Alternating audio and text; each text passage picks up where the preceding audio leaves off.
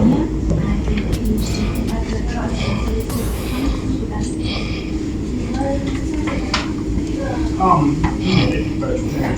Nigeria, I'm currently doing PhD in university. Currently carrying a research on Greek language model medicine. My name is Fermin Final from Benin. I'm PhD candidate. That's the brother here. Thank you very much. My name is Father Yusuf from Nigeria. A PhD candidate at Suzhou University. I study philology, Chinese philology, and I'm the chairman of Wasumi Charity Foundation. Thank you very much. You're welcome. Good afternoon, everybody. My name is Chidi Osisioma, Nigerian. I'm the country vice president for quality for Jagolandova in China. Okay, I found this on the web, the country vice president of China. My name is Kenneth Kisoma. I'm from Nigeria. I'm CEO of iTech Financial Limited. It's a software company in Nigeria. I'm a student also in Anjo University of Technology, studying software and engineering. You're welcome. My name is Pastor Benjamin Bankole, Ghanaian. Former next China National President. I'm currently business manager for Shanghai University.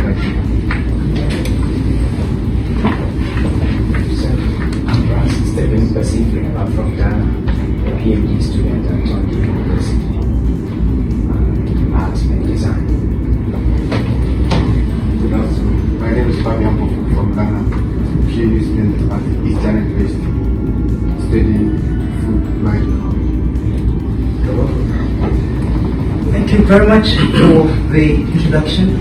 Ladies and gentlemen, it's a huge joy once again to welcome us. We move on to so do we introduce themselves now or we Yes.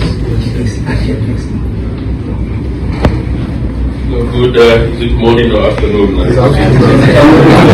Ghana is catching up very fast with Nigeria, so you better look at Nigeria, you better watch out. My name is Alhaji Sajoba. I'm the Director of Conflict Management, working on the Commissioner Bankole. It's a pleasure to be here. Thank you. Good afternoon, everyone. Zinoline Agadi, I'm from Sierra Leone. I'm the acting head of the support operations at the working on these two buses. Good afternoon, everyone. My name is Isabella Warioba. I am Tanzania, and I work as an advisor for partnerships and also child protection in the Department of 226. Thank you very much. Good afternoon, everyone. My name is Sunday Kumosen. I'm Nigerian. I'm the technical officer to Commissioner. Excellent. So we now know all of us, and as you can see, you can already see that Africa is here, as we mentioned, and it's interesting because seeing our the commissioner, the honorable commissioner, Ambassador Bankole, who has come here, and the team he has come with, you see that also that covers Africa, bringing from different countries, which gives us an idea of what we've been talking about, at the Organization of African Academic Doctors, that the center of whatever is going to bring the success we're looking for is if we can intentionally and deliberately work together, knowing and understanding the deep challenges we have, and understand that we are the ones to pursue our own survival. And we can only get that by focusing on being together and making things happen for ourselves, because people around the world have their own problems. We have our own problems, and we are the ones to solve our own problems. And it's a joy that with the focus we are looking at today and the officials who are with us are within the ambit of the political affairs and peace and security on the continent of Africa. So this is about our lives. And it's on that note that, according to what we have on our agenda, I will now quickly take the responsibility and honor of bringing a brief presentation about the Organization of African Academic Doctors, which is brought us together, and also appreciating His Excellency Ambassador Chimeze Ugu for giving us the courtesies and the permission to come here to have this very important conversation. It's a huge joy. So thank you so much. Let me just do that very quickly. So, sirs, Your Excellency, we understand the challenges. We've been together for quite some years, and as you see, we are from different disciplines. And even in this room alone, with this few number of persons, you could see that the expertise we have here is sufficient to get things happening on the continent. And as mentioned, we are operating in 5 different continents, and we are connected to PhD holders, professors, entrepreneurs, innovators in different disciplines, doing different things in different areas. And what holds us together is that we have a huge understanding, the deep understanding of the problems we have on the continent, the situations we are facing, and we also, in our various research and studies, we have a huge connection looking at these problems, tailoring our research, seeing what's happening around the world. Our colleagues in the United States, in China here, in Australia, we are all looking at what can we do, how can we tailor what we're doing to ensure that finally we are able to create a pathway back home. Because we know that if we bring all our people from different parts, who are in different parts of the world, if we're able to get them involved. I had participated at the African Union conference that happened last year to engage the diaspora. And the conclusion of that meeting was that the diaspora, the African diaspora, would play a huge role at the end of the day in terms of being able to bring what we are looking for, whether it's in terms of peace and security or political affairs or whatever on the continent. The African diaspora will need to play a role. And this is something that has been known historically around the world. The diaspora of various countries, various continents, get to be the ones that play the major role in activating what happens on their own continent. And that's why when we heard that you are coming, we reached out to everyone, and everyone had to come from different places. We've come from different parts of China. Like our brother Kenneth has come in, he flew in from Beijing this morning to be part of this meeting. Our brother Ndibe has come in from Tianjin, also very close to Beijing. And some persons have come in from Suzhou. Yusuf has come in from Suzhou. Because we know that if we're able to come in together to have this conversation with you, our feelings, sir, let me let you know, our feelings is that we know the power of your office. We know what your office represents. And we know that if we have a strong arrangement on the big picture of what we know, that indeed all around the world, those who get to make things work are the human beings there, the citizens. The governments and intergovernmental organizations, their job is to create the space, create the enabling environment to make citizens to do their job. Citizens are the ones who drive technology, like what our brother mentioned. He is the CEO of a tech company that has begun in terms of payment, bringing something like what we have here, that's WeChat, that is able to, whether it's payment, it's chat or whatever, we know that we are the ones to make these things happen. I live very close to a primary school, a secondary school, and in fact I live in the university environment because my wife is a postdoctoral research fellow. We live at Fudan University, is one of the most important universities in China. So we see daily how these people are working hard to pursue their own survival. This world is seemingly really a jungle. We know what they are doing, and we've seen it. And this is what every country has done. The US is what they did to be able to secure their own survival.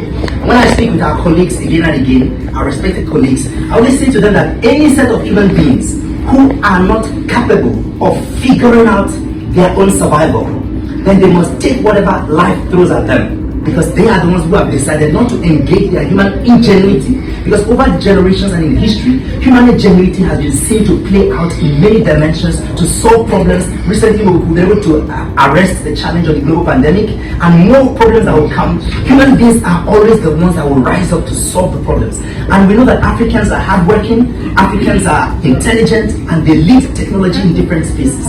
So, sir, we have been able to come together, and we are driving various things in various angles. And right now we have come to a point where we have made a decision that what we have to do is to take things under the umbrella of people-to-people engagement, to see people we can engage with across the countries where we are working or schooling or doing research or whatever we're doing. We want to be able to come together to see concrete things we can begin to bring into the continent in a strategic way, long-term strategic way.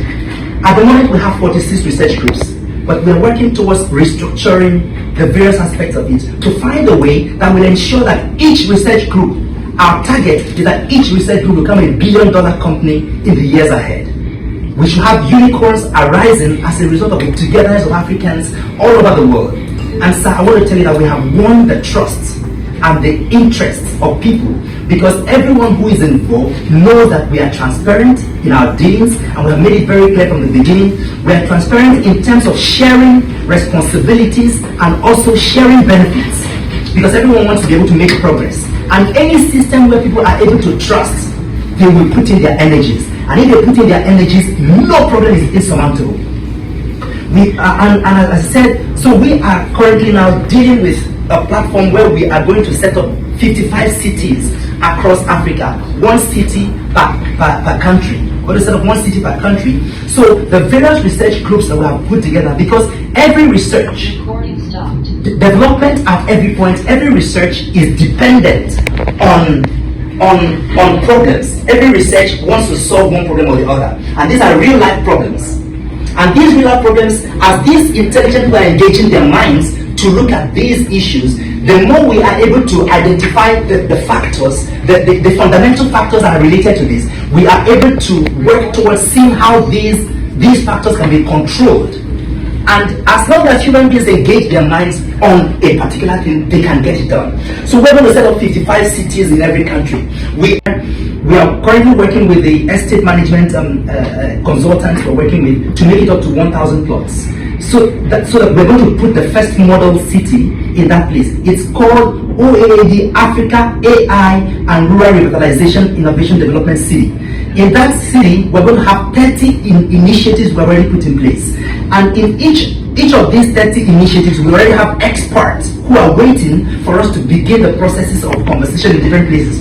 Just some days ago, Yusuf helped us to have conversation. We are working towards having conversation with the mayor of Shandong province. We have also begun the process of writing a letter to the mayor of Shanghai, and we are hoping that we'll be able to, because there is too much money in this world, but for you to be able to engage the money, you must be able to present value and show that the people who are going to get involved with you are also going to get benefits. So we are not begging anybody for money. What we are asking for is opportunity to be able to bring what we have on board to support the development of our continent. The issue of, which is your area, the issue of security or peace and all those things, it can never happen. We can never realize it until we realize financial independence for our people. Because when one person is trying to fix something in one corner, another poor hungry person is willing to take money from some careless person who wants to destabilize the continent, take money from them and to make things to not work. So in my own capacity, I've been approached by human beings here, and they brought me some very expensive gifts. They brought me a mug that cost about $400 US. And what are they asking for? They're saying that we see what people are doing, and you are making a lot of impact. Your people are listening to you. You are driving things. We want you to help us so that your members can be bringing us certain information from their countries that can help us make things work. They brought me this, and so I said, this is how they destroy the continent. And when they saw I was dragging my feet, they said that some other people are already doing it. That if I'm not convenient, if I'm not comfortable to do it, that it's okay. It's not by force. But if I'm comfortable to do it, that I could even provide. I've shown that to some of our members. He was there in the meeting when I showed that. I didn't remember to bring it today. But these people, they see it, what we're doing. The owners of Zoom, which is one of the very big billion-dollar companies, they have approached us on a personal level, asking us, trying to say that they see what we're doing, the meetings we're having, the conversation, international level engagement, bringing from all different countries, and the content of what we're discussing. That they want to know how we are funding ourselves, how we're making things happen, all of that. We tell them, we fund ourselves by ourselves. Everybody here, we're able to make some little money, sometimes stipends provided for scholarship or people working as professors and whatever they are doing. They have understood that we are the ones to drive our own survival. And they are willing to bring in some monies here and there. The land we are buying, we are funding it ourselves. And the project we'll be doing, we'll also start the funding, and others will be able to come in. So So, ladies and gentlemen, Your Excellencies, this is kind of a brief of the chain of what African human beings spread all around the world, high-end talents, are doing, what we are doing to secure our own survival, because we know that nobody can secure our own survival for us. And if the United States, the biggest economy in the world, China, the second biggest economy in the world, if they identify that what they need to do to revamp the economy and to get themselves moving is to provide a platform through this internet and other related areas, and they are funding startups, funding individuals to be able to drive things, then if they know that it's about engaging human beings, we cannot afford to know anything different from that. It's about engaging human beings.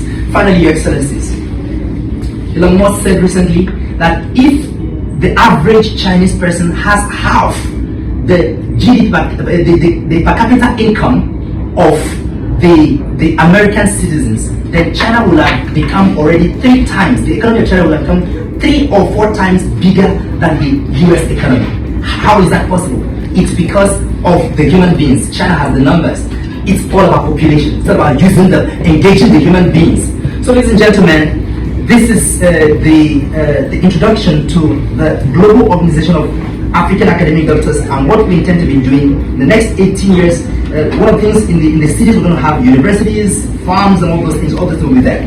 So the next item, which is number 5, is introduction and speech by the Consul General, Ambassador Ogu. They wrote Mr. Ogu here, but it's not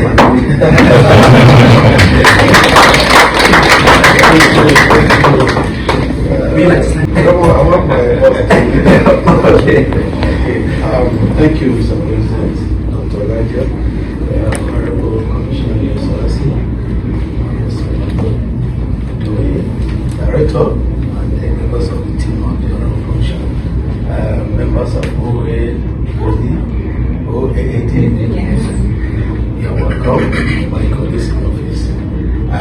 First of all, I want to apologize. I won't be able to speak quickly like the doctor. So I'm a diplomat. Diplomats are known to change their way before, so that I will not be reported first. Your Excellency and members of the team of the Honorable Commissioner are highly honored to receive with this beautiful, brilliant minds from the African continent. Members of OAAD. I was excited when I was landing. My flight was just touching down. I opened my phone to make a call to my family that God had brought me safely to the station. I saw your message that you're calling, and like I told you, I recall I had some program I wanted to organize with the members of the OAAD concerning issues of our continent. Dr. Yusuf is here, President knows who. I took them to the function and we are brainstorming on certain things going on back home, and the things we have seen here. How can we take some nice values, things, experiences going on here back home, and we came up with that, but we are still working on the logistics until I saw yes, I was very happy. Not only people to have this conversation and dialogue with you, Your Excellency. So thank you for spending your time to be with us here. Thank you. I will go quickly so that I won't take much of my time. I will just narrate a story. You have seen we were discussing in the office how China have gone far. Before I came here, I thought China was one stories also we received in the Western media. But when we came here, we saw that things are very well. Every corner is things are just perfect. I don't know, it's only God that things are just efficient working. And for us, we say, what can we do to take all these experiences, nice experiences, where enjoying this place back home? That's how I came because I'm the blessing of this group. We've been working together. A lot of things, and picking upon myself to engage our hosts here. Because one, like I said, the story I will tell, and that will open our eyes as a people, as a continent. We have to strategically engage they have a lot of, but they are not open, they are not sincere in their relationship with Africa. And thank God we have built from a commission who is in charge of the policy, execution, and implementation of the whatever for the continent. Now, when I arrived, I came up early from the quarantine, the program. And I went to that program. It took us many cities, provinces in this place. So in one of the places they took us, that is Ogo Autonomous Region. That's the northern part where they have Muslims. And that's the hub where is their Sikh and Road Initiative program. They have it as a center. So a young lady came and did a presentation. And we looked at the presentation. We are only two Africans, the Consul General of Ethiopia and myself.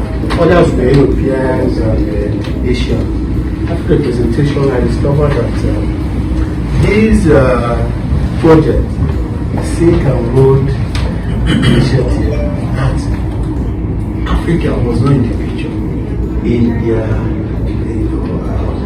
articulation. Putting down projects, and I quickly raised, my hand, draw the attention. I said, why is it? Look at what you have shown to me now. I can't say that Africa is in the picture, but you sold a dummy to us, and you have been deceiving us all this while. And this is a very national program. Their current secretary from Beijing was part of the foreign office. A lot of big shots in the all the regions and diplomatic service we have power. So when I raised the issue, I said, how can you deceive a continent of over 1.4 billion people, the second largest, and further elaborating the summit. But let me also say, we also frown at what we call aggressive unilateral sanctions by the international community. You can sanction your child at home. You don't want the teacher to beat up your child at school. You go to that teacher and listen to this. All of us who are sanctioned, who are spanned. To this world, you will fight the teacher. Because it does not mean that you can sanction that your child at home. The way you sanction your child is different from the way an outsider will do it. So we are sanctioning ourselves, as I said, based on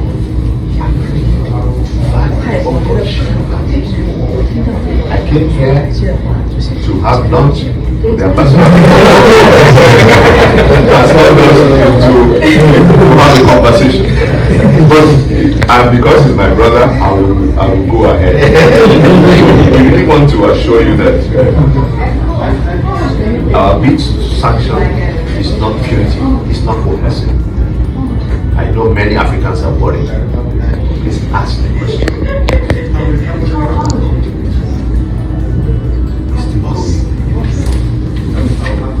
The benevolence of a military dictatorship cannot compare to second.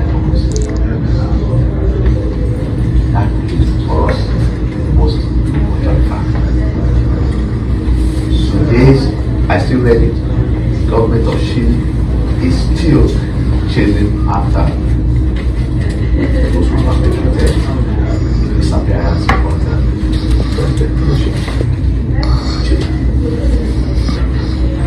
So it is critical to know that your human right, the freedom that you enjoy, particularly under many military governments, suffer.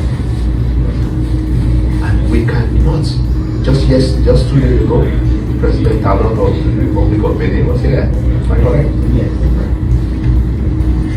These are staunch Democrats who want peace and stability and of course development for their country.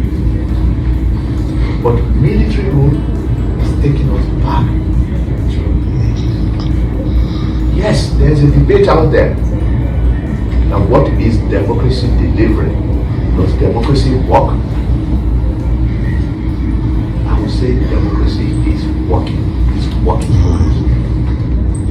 But let's not truncate democracy on the shortcomings of few democracies. Rather, use the internal system, internal democratic parties, legal dispute mechanisms to change and address challenges. But let me thank you so much, my sister. I lived in South Africa for 8 years, so I was very close to Botswana. I really want to thank you and thank your OAAD for this. With the nod of my team, we would like to welcome you to Addis Ababa to have one day engagement where you meet our leaders, technical leaders, meet our team, see Africa in progress, see Africa in action. We're not perfect, but our continent needs to grow and change for the better. And you represent that Africa, the Africans.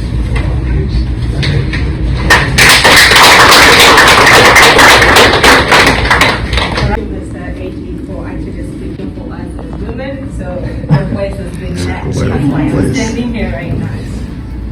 But to just reiterate a couple of things that he has said so far, that I believe that the institution, also the organization, stands for is the issue of dreaming, but not just dreaming, but dreaming with reality. So I believe that all of us here today can stand in agreement that it is okay to dream, but we don't stop there.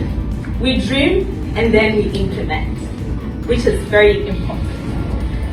Right now, we're just going to take a few questions from the floor, just to engage in conversation with His HE, so that we have things to say and things to carry home. That will be our lunch, okay? So from here, that's what we would have eaten from this meeting. So I'm inviting forth questions that we can have a conversation with His Excellency.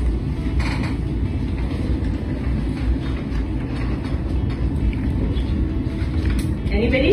We can marry the two question or comment, please. Yes. Come, I think we can. Yes. Okay. So glad to have you here again. Thank you very much, everyone. Thanks for this opportunity. I want to ask a question related to the incidents in the events in Niger. So basically, we know that there's been a coup, right? But then again, we want to try to de-escalate the situation so it does not, evolve into something bigger. It could actually evolve into a much bigger conflict. And my question is about what France is doing related to not, respecting the demands of the authorities of Niger. They may not be elected, but they are the authorities effectively, practically. They're demanding that the ambassador of France should leave, right? But we have a situation where France is refusing to take the ambassador out because they say they don't recognize the government. But the problem is, under the Vienna Convention on Diplomatic Relations, the authorities have the right to demand the ambassador to leave. And it may lead to a situation whereby, it looks like France is trying to provoke a reaction, a violent reaction, which may then, they have some forces in the land, which may then require those forces to get into action, and then who knows what is going to happen after that, and then it could lead to something bigger. So my question is, as the Commissioner for Political Affairs and Peace and Security, what can the African Union do, especially your office, your department, to maybe, get the French authorities to understand that it's not just Niger that's at play here. ECOWAS, Nigeria, and the other border countries are also very much at play, and we know that Niger is the largest supplier of uranium to the European Union, so that could be the main concern, because we've seen how they've reacted to other coups in the region and beyond. So the question is, can the African Union do something? A lot of people say the African Union is a toothless bulldog.